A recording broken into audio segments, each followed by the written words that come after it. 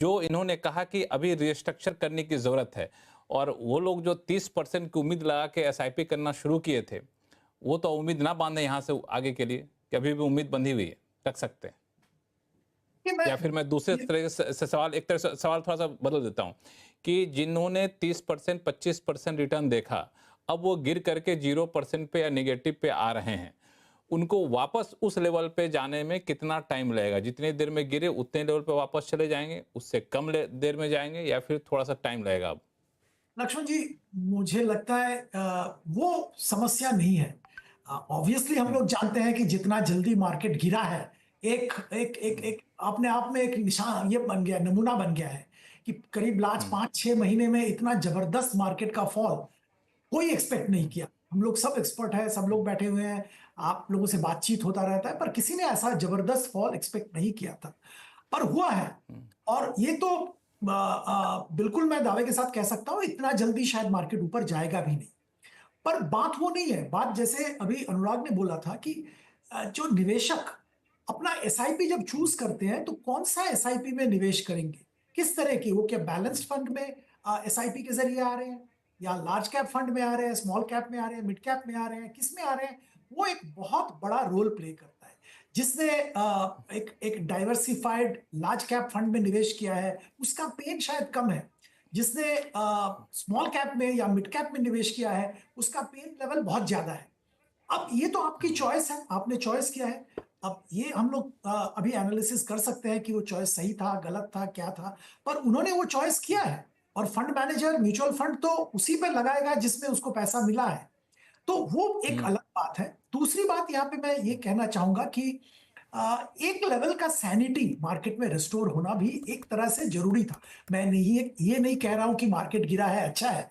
पर देखिए जो 2020 के बाद मार्केट में आए, उन्होंने मार्केट का ये डाउन साइकिल देखा नहीं था।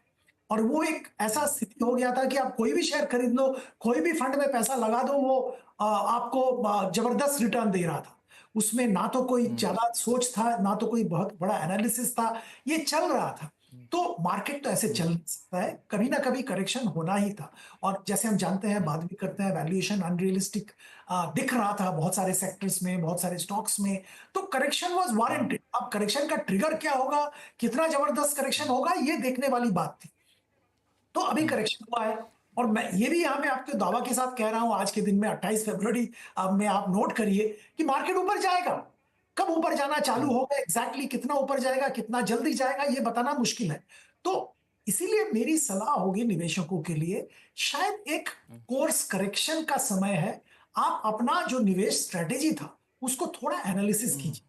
आपका रिस्क जो हुँ। प्रोफाइल है, उसके हिसाब से आप डिसाइड करिए कि आगे जब करेंगे, तो कहाँ पे आप हुँ। निवेश करेंगे, कितना रिस्क लेना चाहते हैं? बिल्कुल, इस पे मैं जी, आऊँगा।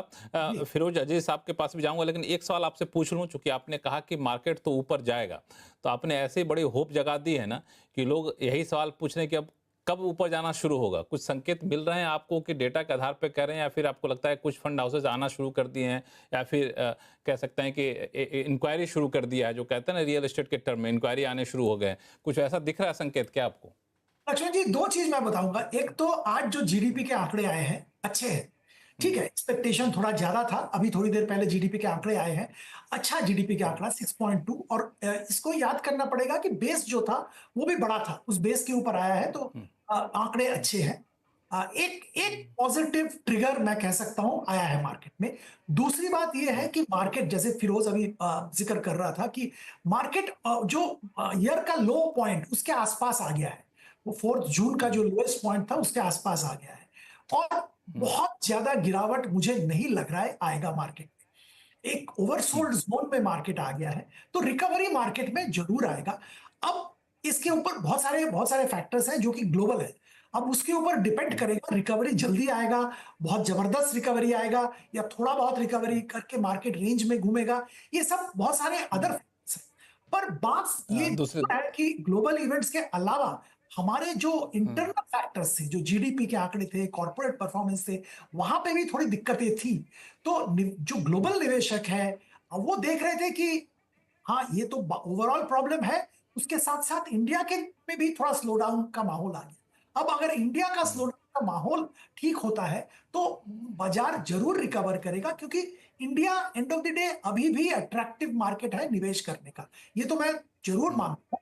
ऑफ कोर्स यूएस में जो उथल पुथल हो रहा है, यूएस फर्स्ट जो स्ट्रेटेजी ट्रम्प साहब का है, वो सबसे इवेंचुअली क्या होगा बताना बहुत मुश्किल है, पर India will continue to remain an attractive market. बिल्कुल। फिरोज अजीज साहब, एक सवाल का जवाब देते हुए जो अभी सुदीप जी ने कहा कि मार्केट तो जाएगा, लेकिन जिस तरीके से मार्केट गिरा है उसी तरीके से उठ जाएगा, ये कहना थोड़ा सा मुश्किल है। मैं इनकी भाषा में नहीं, मैं एक निवेशक की भाषा में आपसे पूछूं कि हमारा एसआईपी जितना कम हो गया है वो वापस कब तक जाएगा उस लेवल पे? देखिए, एसआईपी जो कम हुआ है वो इतना कम नहीं हुआ है, हम तो ज्यादा ही परेशान हो रहे हैं। मैंने दो इंडिया के जो अच्छा। बंदे हैं जो 15% एसआईपी इंडिया के संभालते हैं, एक है संजय शाह प्रूडेंट वाले, दूसरे हैं एनजे के जिग्नेश भाई। इनके पास है 3,000 करोड़ 26,400 में से। जो रिटेल निवेशक ना, थोड़े लोग परेशान होते हैं वही सवाल पूछते हैं। जो 99% जो परेशान नहीं होते वो सवाल नहीं पूछते। इसमें सर्वाइवल बायस है। आपसे जो फोन करके पूछते हैं ना वो अच्छा, परेशान, जो सवाल पूछे वो परेशान है, मान लीजिए। वही फोन करके पूछते हैं। हाँ। जिनके पास कोई कोई उनको हाथ पकड़ने वाला नहीं होता ना बुरे वक्त में, तो आ जाते हैं फोन करके व्हाट्सएप करके। अब मैं चलिए हम लोग हाथ पकड़ लेते हैं ना, हाँ, हम लोग हाथ पकड़ लेते हैं उनका।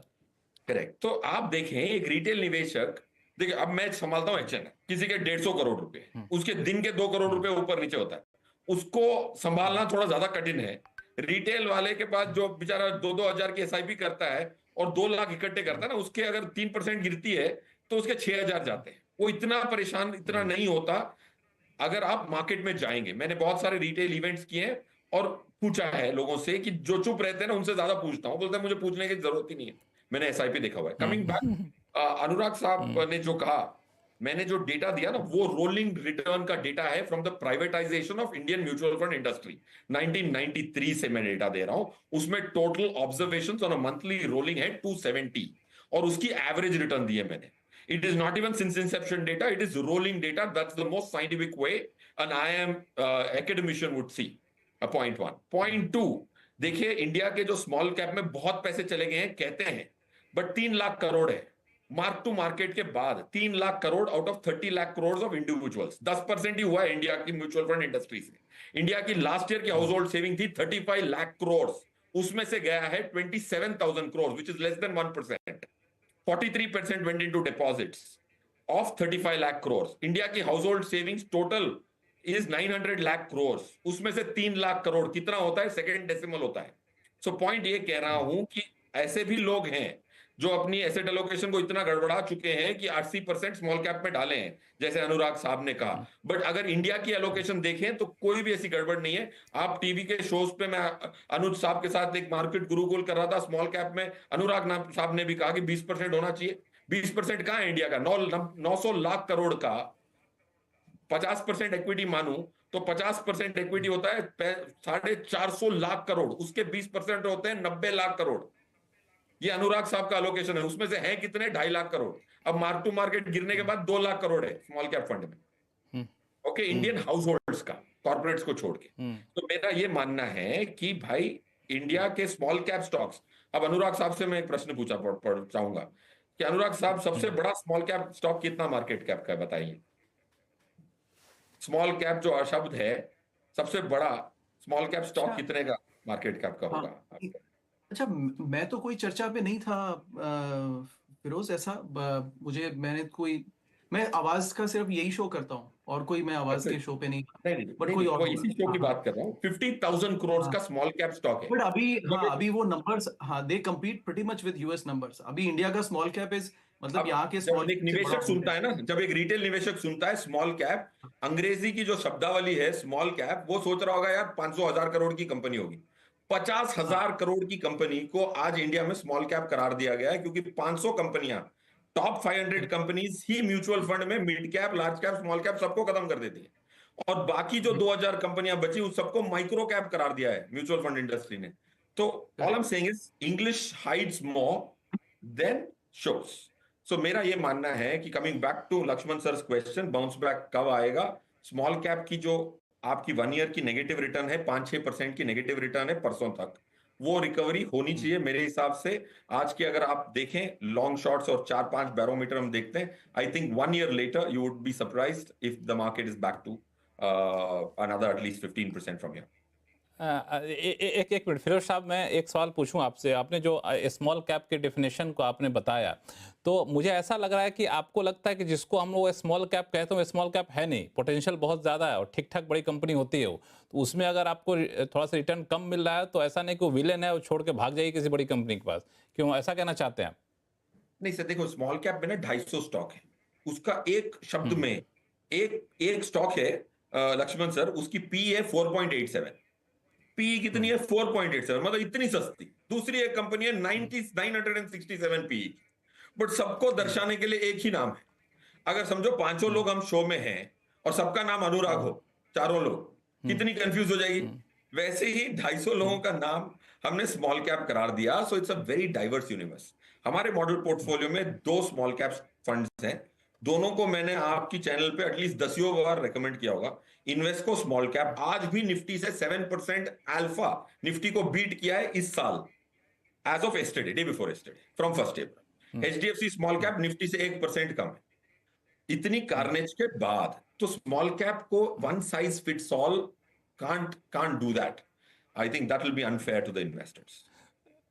ठीक है, मैं इस पे एक सवाल और लूंगा आपसे, लेकिन पहले अनुराग जी के पास आता हूं। अनुराग जी, आपने जो शुरू में कहा था, जिस पे फिरोज साहब ने रिएक्ट भी किया, कि आपका फंड एलोकेशन कैसा है उस पर काफ़ी हद तक निर्भर करता है, उसको थोड़ा ठीक करना पड़ेगा। हम लोग स्मॉल कैप पे बहुत ज़्यादा चले जाते हैं।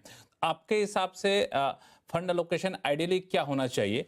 और अगर अभी किसी ने मान लिया जाए, जैसा कि आपने कहा स्मॉल कैप में ज़्यादा फंड एलोकेशन कर रखा है, मिड कैप में ज़्यादा कर रखा है, लार्ज कैप में कम कर रखा है, तो ये समय क्या सही है क्या रीबैलेंसिंग करने का, कि नहीं अब थोड़ा रुक जाए, थोड़ा सा उठने दो स्मॉल कैप को भी, जो जितना गिरा है उसी तरह से थोड़ा बहुत उड़ जाए तो कुछ बेनिफिट रहेगा, कि नहीं अब रीबैलेंसिंग कर लेना चाहिए? हाँ, करेक्ट। ओके, अच्छा, बस एक बार जब फिरोज दोबारा आए तो एक बार एक्सपेक्टेशन रिटर्न्स का मुझे सेटल नहीं हुआ कि कितना एक्सपेक्ट करे इन्वेस्टर। आई थिंक वो इंपॉर्टेंट है। नहीं फिरोज साहब हैं, आप चाहें हाँ, वो आप उनके चाहें तो पास, फिरोज हाँ, साहब से उनके सवाल पास वो पूछ डेटा सकते हैं, ज्यादा होगा। आमने सामने हो सकता। हाँ, आई एम सर, वो डेटा बेटर होगा उनके पास में।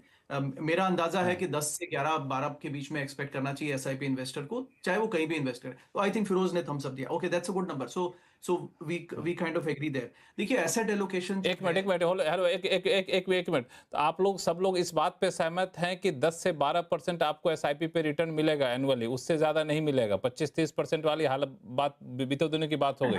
फिरोज साहब, अनुराग जी, हाँ या ना? नहीं, बिल्कुल I नहीं। think 10, हाँ, 10 से 12। सुदीप जी, अगर अच्छे फंड चूज किए जाए 13 से 14 जी, अच्छे थोड़ा फंड बहुत चूज सुदीप किए जी, जाए तो। सिलेक्शन ऑफ फंड अगर ठीक हो थोड़ा ज्यादा भी मिल सकता है। मैं तो निवेशक को लक्ष्मण जी हमेशा पर्टिकुलरली नॉन एग्रेसिव निवेशक को बैलेंस्ड फंड के जरिए निवेश करने का सलाह देता हूं, जिसमें इक्विटी डेट एक कॉम्बिनेशन रहता है। आजकल वो माफ भी आ गया, मल्टी एसेट एलोकेशन फंड, वहां पे भी ध्यान दिया जा सकता है, जिसमें गोल्ड वगैरह भी होता है। तो इस पे मैं आऊंगा, इस पे मैं आऊंगा आपके पास, बहुत जरूरी लेकिन है। मोटा मोटी ये है कि ये 10-12 बहुत गए तो 13-14 तक जाते जाते आप रुक जाएंगे, ये बस आपका है। बाकी कंपाउंडिंग होगा तो कंपाउंडिंग अलग है, वो अलग लक्ष्मण जी, चीजें ये देखी जाए। रियलिस्टिक एक्सपेक्टेशन यही रहना चाहिए। हाँ, अब ज्यादा मिल जाए तो अच्छी बात है, उम्मीदें कम रखेंगे तो दुख कम होगा आपको, है ना? कहते हैं ना कि दोस्तों से ज्यादा उम्मीदें मत रखो, वरना निराशा हाथ लगती है, तो उम्मीदें मत रखिए बहुत ज्यादा, तो खुश रहिएगा। अनुराग जी, अब अपनी बात कंप्लीट करिए आप। हाँ, और हम लोग बात कर रहे थे कि रीस्ट्रक्चरिंग करने के।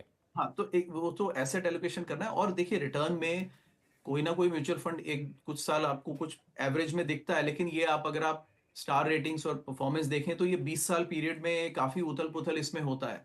तो अल्टीमेटली ऐसा नहीं हो सकता कि सबके सब इन्वेस्टर्स वो अच्छे वाले फंड में ही बैठे हैं जो 14% दे रहा है। ऑन एन एग्रीगेट मार्केट में तो देखिए वही निकलेगा जो इकोनॉमी और +2% निकल रहा है, राइट? दैट्स व्हाई आई से 12%, कि एग्रीगेट इन्वेस्टर को वही मिलेगा। कुछ उसमें 4 स्मार्ट बनेंगे तो वो फिर उल्टा भी पड़ सकता है।